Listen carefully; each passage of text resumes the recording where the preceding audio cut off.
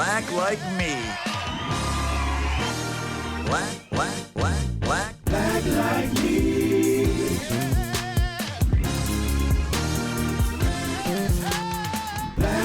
me.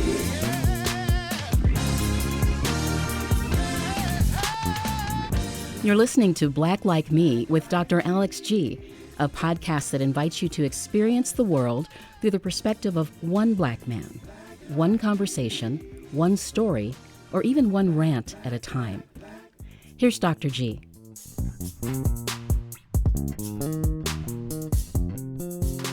I love this space, particularly when I'm coming to the end of a season. I begin to just reflect on just how powerful the season has been, and season 11 has just been fantastic. One of the things that's changing within the Black Like Me podcast family is that Mr. Jeremy Holliday, who's been a part of this podcast for, all 217 episodes from the very first season 1, but life responsibilities, family responsibilities, and then there's so many things that that hold your interest and that are meaningful in the community are vying for your attention. And so this is actually the last episode that you will formally produce and edit. And I just want to say, first of all, Jeremy, it has been an incredible ride with you. You have been a tremendous, tremendous gift and an asset to this podcast. And to me, I want you to know how much I appreciate you. Oh, thank you so much. It's been tremendously enjoyable and educational to be a part of. So just to be clear, you're not being fired. Yeah, and that's why we're doing this, right? Yeah, that's right. The listening audience that's knows. Right. And you're not going to do another podcast like Black Like Us or Black Like Them. That's correct. Yeah. You're not because you have to sign a non-compete clause. Yeah. We have joked about doing a White Like Us spinoff, but that's only just a joke. That's right. It'll start off as a joke, and then it'll get real serious, and my keys won't work, and my mics won't turn on. Jeremy, the gift that this podcast has been, and your input has been a place to voice, to vent, to rant. Over the past several years, I mean, our world has just been through so many things. And I guess I'm just curious. When you and I first met, you and Eli and another friend said, we want to make films about Black people. But instead, and you've done a number of things, you've actually done some of that. But what you've done is help work with me to create space so that Black people can tell our own stories. And I'm so appreciative of that.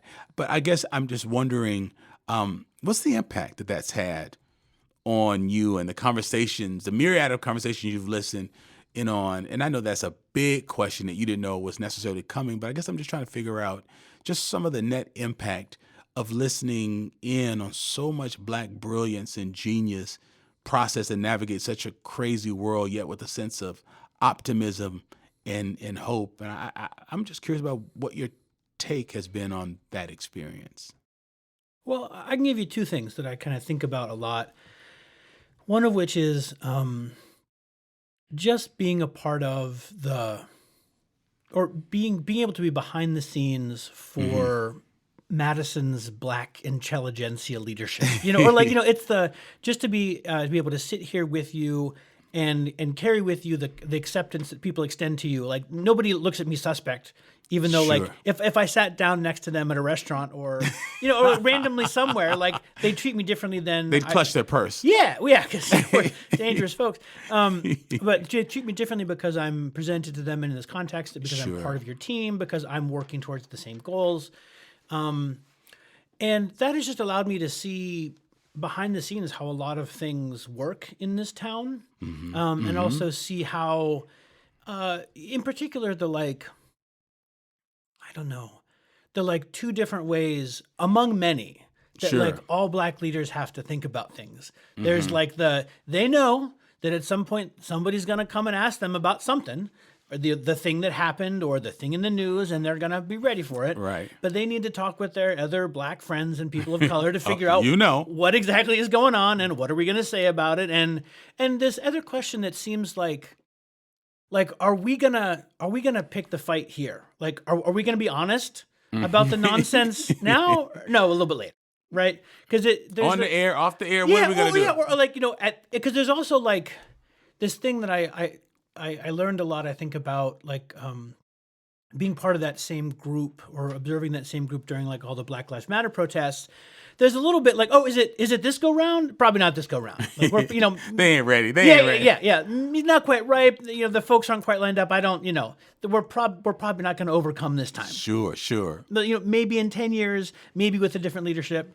And that kind of, just that idea that there are these goals about, dare I say, revolution, about changing the way the world works, about making substantial and everlasting and permanent changes to the way legal structures and social structures treat all kinds of people.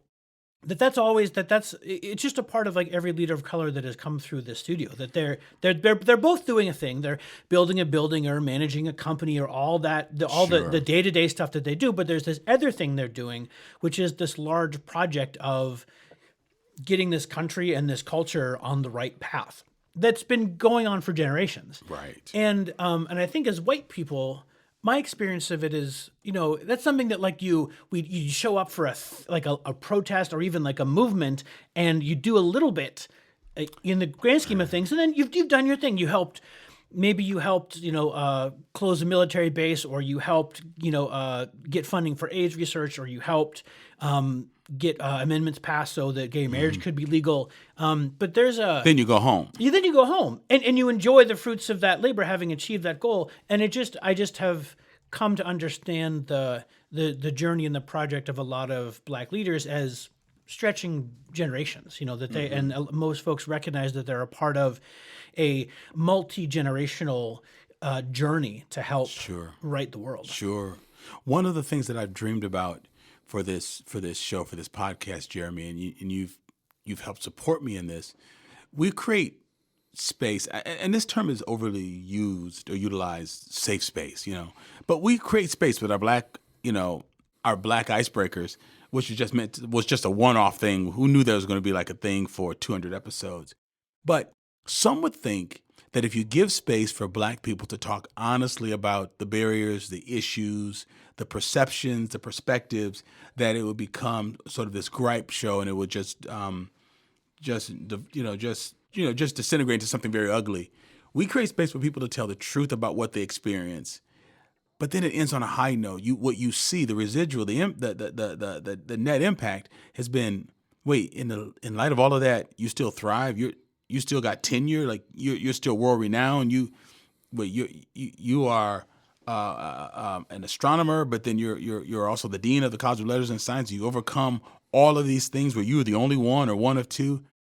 And I love that we've been able to do that people can honestly talk about the issues here, but still be seen as rising above the issues. Because if you only talk about success, people will think, well, you're not grounded, you don't know the struggle. But if you only talk about the struggle, people think, well, you're not focused enough, you're not going anywhere. We've created space where you could talk about life in the hood or real issues, or being pulled over by the police, or being overlooked for a job, but still talk about being the top of your class or the head of your game. And this podcast continues to do that so well and so consistently. Yeah, and I think when I think about the term safe space, I would like to think that, that you and we have collectively created something that's a little bit beyond that even. Mm-hmm. And I don't know the right word for it because I didn't really prepare for this. But sure. We've created a space that's understanding in that, like, folks can come and, and talk about being the Dean of Letters and Sciences, and also talk about being the only Black person in the astronomy program where they did undergrad. And they know that both you and the listeners of the show will understand that, and that will take their experiences as presented as valid, and that they don't have to prove anything. They don't have to come with a folder to sort of definitively demonstrate that these things have happened. That they can come in and honestly share an experience, sometimes hard experiences, sure, but they're going to be understood and listened to on face. Like, right. They don't have to fight for it. And I think that's is what attracts a lot of people to wanting to be on your show, to be interviewed and to be able to present their story, whether it's a more professional story or a personal one or a family one, and know that they're going to be understood, and know that you're going to be here to help draw out all the particulars of the story that they might not share if they were just sort of on a local news station or something like that. Mm-hmm. What has helped you to not objectify the information you've heard on the show over the past 200 episodes, and to lean into it and learn from it. Like, some people can listen to news or podcasts because it's background noise and they can regurgitate the information, but it hasn't changed them at all. But it seems as you've leaned in, you made a decision to not just make this knowledge or cross-cultural knowledge or front row seat for a white guy to hear Black truth. But it seems like it's seeped into you in some ways to not just be knowledge, but information that could help you see your world differently or our world differently. Have you thought about what the process is to not merely objectify the discussions you've heard and lean into them? And can you talk about how you've been able to lean in and not let it just be knowledge or information? Well, I mean, the first thing that comes to mind when you ask that question is one of the things that's allowed me to integrate so much of this information comes from the fact that when people come down and are going to record, part of my informal job is to entertain. You know, I got 15 minutes of light banter, and usually if we have someone that I don't know, I do research, so I figure out something that they've done and what to talk about. But I get to know them, and so. And when the inevitable shift happens that they're then presenting their story or, telling what they've come in to tell, I get to see both who they were as a person informally beforehand, and then the story that they tell, and then we always sort of debrief a little bit afterwards. But there's Madison's a very segregated town. Like this is a diverse place, the United States in general, but it's very segregated. There just isn't a whole lot of I don't know a lot of white people that get information that learn things, get information and stories about Black people that actually comes from the mouths of living, breathing Black people. Right. That doesn't come from podcasts or stories or movies or something where there's at least one, sort of step removed. So being able to chit chat with folks about stuff beforehand just seems to make it all the more real. And it in saying it out loud, it doesn't seem like that should be a big deal. Like, oh my gosh, Right. Black people are people. But it just has had a profound effect. And also being able to see that how be able to see how a story that's kind of told informally beforehand gets then packaged up and presented, even for a receptive audience. It allows me to see the depth behind a lot of other Black stories that I see outside of here. If someone's interviewed for, that there's been trouble at a school and a Black family's talking about it, I'm like, oh man, I have a much better sense of what that mom is going through, what that dad is going through, what those brothers, what all these people are going through, knowing that I'm just seeing a tiny little bit of that story that's very curated for a generally white-ish audience. And that's just allowed me to kind of filter or view a lot of culture at large in the United States to be able to see wow, I don't necessarily know exactly what's going on beyond that, but it allows me to make some pretty accurate guesses as to what's going on.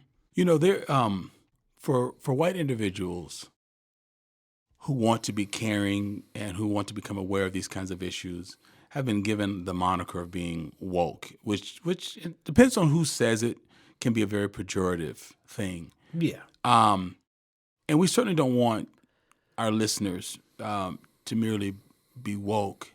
But what's the work of white listeners to make sure that they're not merely living into that moniker of being woke when they listen to this podcast? What's your desire for white people when they listen to these conversations in order to move beyond just being woke or aware of the issues? I'm just curious, as you're producing, as you're editing, as you're listening, do you have hopes for what other white people around the country will do with this information when they hear it?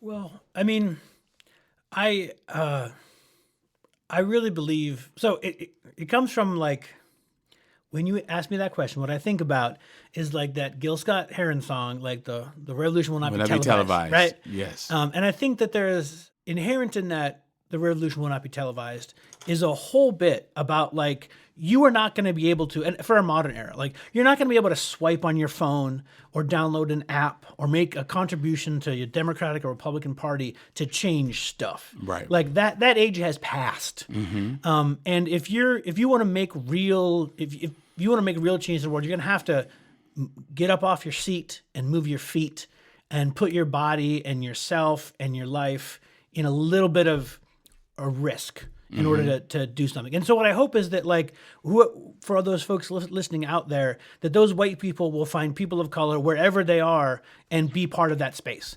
And like, and that, it doesn't mean, and that's complicated because it's not just like I don't want to just like show up and insert themselves, because it's a process. Right. Because you got to show up and be like, or at least the story of us is show up and be like, hey, you're black and you do stuff and you're inspiring. Can I be part of your team? And you're like, Can I make movies about you people? Why don't you go fetch me a couple things first, and we'll see how it happens, right? You show up and you make your interest known, recognizing that you've got stuff to learn and that you're doing it kind of clumsily, but you really believe in these goals and this cause, and you become a part of something. And not just, and there's a lot of wonderful things happening online with, I think, the second generation of social media with Blue Sky and Black Sky and a bunch of stuff like that. There's actually curated spaces for people that care about how conversations happen and are not just turning it into a monetization platform. But it's, and I don't mean to sound like a Luddite, but groups of people need to get together. And I think that, and I hope that hearing the stuff in this podcast helps motivate individuals, white and black, or various folks of color and various folks of non-color or whatever, I don't know, all kinds of people, to get motivated to be a little bit forgiving of each other, of the clumsiness of it, but make a commitment to coming together to do stuff as a group. Because I think that's without the personal connections to all the folks that I've made in doing this podcast, I don't think I would have come to understand most of these the issues, and even like knowing Leleda over the years, like seeing how her art has flourished, seeing how she's dealt with the changes in her life, seeing how she's dealt with, the passing of your mother, like there's a part of that's a person relating to a person that I can get with anybody, but there's also a part of that I get to see the part of that that's related to her being a black woman in this world, in this time. And because I care about her, I care about those things more. And that's beautiful. And they're not just like, I don't know, they're a part of me. They're not just something that can be discarded. Sure. In the way that people can engage in all kinds of debates online or movements for a period of time or whatnot. And I think like the way things change is because people make a permanent commitment, attachment, and community around something and move forward. Right. That was beautifully said, Jeremy. And I think it touches upon what I was about to ask you, but I think you answered it. It was, the show is called Black Like Me because we also want people to lean in and listen and think, wow, I'm white, I'm Asian, I'm Native American, and I experienced that. I mean, we've had a number of white people as guests say they had plastic on their furniture as well or had some of the same experiences. And so I'm curious, you don't have to say any like specifics. And again, like I mentioned, you may have just touched upon this with Leleda. But has this created a platform where you feel that you're more aware of things that you have in common with many black people that maybe you may not have thought about? I mean, you have black friends and things growing up, and so it's not like it's brand new. But because it's called Black Like Me, I guess as you listened in, was it just a case of understanding like, wow, that's different from my experience? Or maybe for socioeconomic reasons or other reasons, we're able to listen and think, well, I'm not black, nor I'm not a black male, but I experienced that, or I can relate to that. Yeah, I think that there's learning specifics about Black icebreakers or Black culture. It enables me to say, oh, like I totally know. Like yes, like there were people in my family that had Plastic. that had a front room, which people weren't in a whole lot because that was the nice room and had plastic on their furniture. Right. And it was usually grandparents. It was, because some of that's like, like generational. Like there was a generation in which like that is what success meant. You got to have a front room. You got to have the furniture. We're going to sit on it because that's not the kind of people we are, but we're going to have it. And also be able to say, like, oh, there's this other thing. That thing is different. I did not do that thing, and that allows both me to understand how that difference is and also to understand my own self. Be like, oh, like I had a different experience with that. And I think that being able to be very clear about it, I think, is a way to help to move beyond it so that you don't just get stuck in it. And that like, oh, well, like I've never been racially profiled, so there's no way we can be friends. It creates a space where like, oh, like you've been racially profiled. I don't know. This never happened to me, but that really sucks. And it would be terrible if that happened to me. And it creates, I think it creates a space for being able to empathize with things that, that you didn't experience, as opposed to pretending like, oh, well, yeah, well, one time a cop looked at me weird, or I got arrested for smoking pot or something. Because it's concrete and presented in a way that's designed for learning, I think it allows you to be able to look at it, identify it, and then find a way to move beyond it, to say, this is something shared, or this is something that's not shared. And I would love for my listeners to shift in their seats a little bit as they hear those talks and say, you know what, I have no idea what that's like, but I'm related to 3 cops. So let me ask them, have you ever profiled, or do you know people who do, or what's your take on when people say that it does happen? I'm wanting people who listen to the show to get on that side of things. That I want them to listen to what Black people are saying, but if they're talking about difficulty getting tenure, do they know department chairs, and can they have an honest conversation? Or not getting funding, do they sit on the board and can they have an honest conversation? A major funder told me recently that they are aware that Black organizations are scrutinized differently. He sort of assumed it, but he clearly saw it side by side and said, you would never ask this white organization those questions. And so that's what I really want for my listeners, is to hear those honest conversations from a little bit and not become the race police, but in order to educate themselves. They may not know any Black people to whom they could ask those questions, but they may definitely know or live by white law enforcement that they can have those conversations with. Jeremy, as we wrap up, is there anything else you'd want listeners to know about the opportunity that Black Like Me offers, and or anything else you want them to know or think or do? Not putting any pressure on you, but I have always appreciated your wisdom and insight, and I wanted to have a candid conversation with you. So that's why I didn't send you my thoughts or questions ahead of time, because so much of this show is about people just talking about what's popping into their head right then. But I'm just curious, as we wind up, is there anything that you want to remind people of or encourage them to do as listeners as we wrap up? Well, sure. I got a couple. Sure. I'll throw some things out there. So number one, I remember I was back in COVID times when I was editing your church services. And there was a particular section of the service in which teenagers were doing it. I don't remember the exact details. But they got up and they did a presentation, and this was when we had the old intro music, but they played like the Black Like Me intro, because it had I think we sampled somebody we shouldn't have sampled. Yeah. Okay. Shh. And they're like, and there's a chorus comes on that says Black Like, and then they said us, and they sort of stopped the tape, and they gave sort of their sermon kind of in the form of as if it were a podcast. And I think about that for a couple of reasons. One is it's just like I don't even know exactly how it happened, but we made a podcast, right? And it became something because people liked it, and we shaped it based on what we wanted to do, what people like, and it's become an institution. People know about it. People kind of have a sense of what being interviewed on the show is like, and certainly since, I don't know, season 8 or so forward, folks are like, I'm really nervous, Dr. G. I'm so excited to be on your show. I've been listening to you for years. So it has, at least in this area and among certain people, like a particular sort of cachet. Sure. But it also means that we've created a space that people know about, and they know what a conversation here is going to be like, and they know that it means something when Dr. G asks you to come on the show and talk about something. It probably means that the thing you're doing is pretty good. Sure. And so what I think about what I would love people to do is, because we've created a space to tell stories, I wish other people should do the same.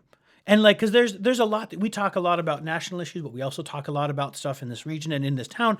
I would love to see podcasts like this pop up everywhere. I think that there is so much media in the world, and certainly with the advent of new AI, some of it's just computer creating junk for other computers to consume and form algorithms Yes. with. Like real stories told with real people about real things are increasingly rare, but they're the only things that allow people to actually make change. Like you can't change this world if the information you have is mostly junk, and it's sometimes really hard to tell if the stuff you're reading or encountering is actually even real or valid, let alone the question actually sort of accurate or like based in historical information or based in people's experiences. So I would love to see podcasts like this that create a space for honest conversations about the hardest topics, whether that be about issues of race or issues of gender or issues of class, in places all across the country. So we can start the big project of, really encountering the world as it is and honestly coming up with solutions for this generation that are going to have lasting change. Because I just think like that there are so many people that have talked to you or that have talked to us that have been changed by conversations that they heard on this podcast, whether those are things that you shared or conversation with other folks. And it's not that they haven't encountered those ideas before, but they haven't encountered them in a way that really, that they really heard or that they really sunk in.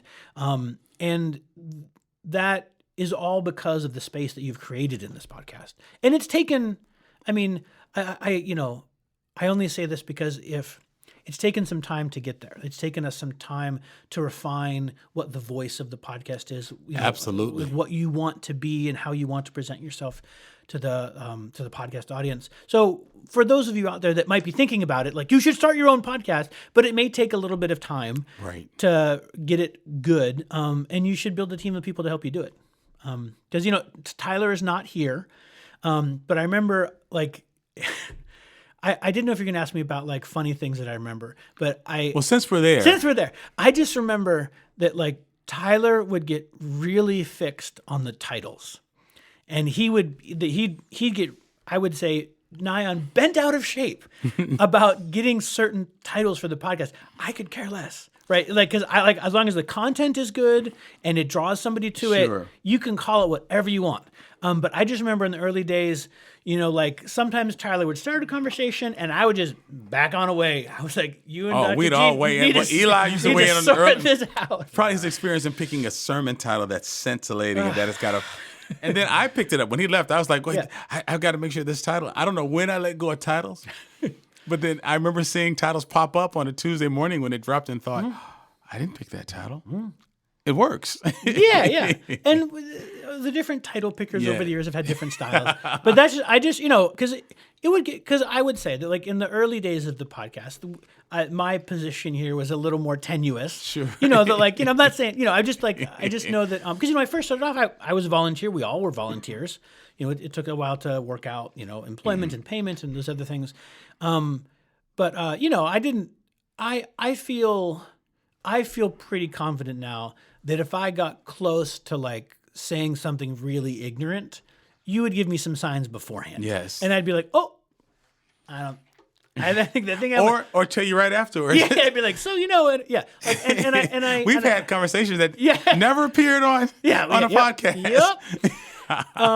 And so, but I was much more nervous about it at the beginning, which is why I kind of like, I don't know that I can have a tense conversation with Alex about, the things like, you just sort of do it. And that's just sort of a funny, but also interesting anecdote that I remember from the early days. Yeah, that was just good. It's I really appreciate that wisdom and insight, Jeremy. And again, you've been so great. I'm glad Eli's still here. I can't let two of you leave at the same time, and so Eli values his kneecaps, and so he can't. I need to make sure that you two don't walk out at the exact same time today. But we've got some good team members that are going to be filling in and doing this. But again, thank you so much for all the support and all the great things that you've done. And so this is actually my last episode where I would say, hey, this podcast could not come to you without the support of our listeners, and special kudos to our Patreons who financially support us for as little as $2 a month. Thank you, thank you, thank you. But to my editors and producers, Jeremy and Eli, that's the last time I'm going to say that, except for special things where you might come back. Don, who invites our guests to make sure that they're secured, Ariana, who takes care of our online connections and making sure that the conversation continues. And I want to remind people that that's a piece that we want to continue. So please follow the links, go to our Facebook page, be a part of the group, be a part of the conversation. And Jakisha, who has designed beautiful merch for us. I just had to say that just so, before you check out of the game, Jeremy, I had to make sure that I said that. But it's been a great ride. So thank you again for your support. It's been a pleasure. Thank you. Black like me. Black like me.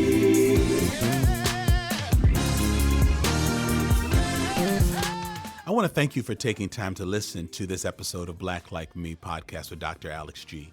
If you like that opening track of our theme song, you can show your appreciation to Corey Saffold, who created that and produced it, and Marcus Fleming, my cousin, who's on vocals. I also want to say that this podcast was started with the generous support of the Human Family Unity Foundation, and so we always want to stop and thank them for that. For the many patrons who support us through our Patreon page, thank you, thank you, thank you. You don't just listen, but you support, you lean in, and you help this podcast to be what it is. And then I need to thank you, the listeners, who make a point of downloading this, listening to it, and sharing it. Without all of you, this podcast would not be what it is and what it's becoming. Thank you so much.